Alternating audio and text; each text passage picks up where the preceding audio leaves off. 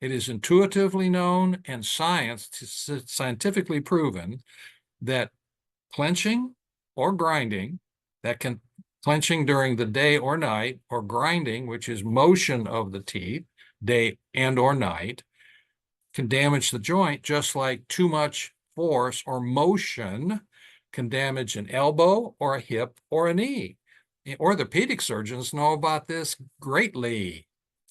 Why do knees get damaged? Well, there's acute damage, injuries, falls, athletic injuries, but there's chronic injuries doing the same thing. They just injure the joint slowly rather than acutely.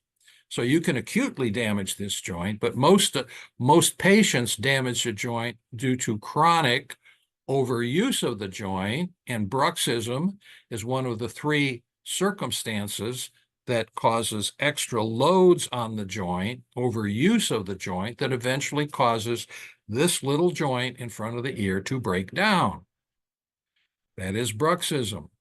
Scientifically proven, intuitively known. No one disputes that bruxism causes joint problem, disease.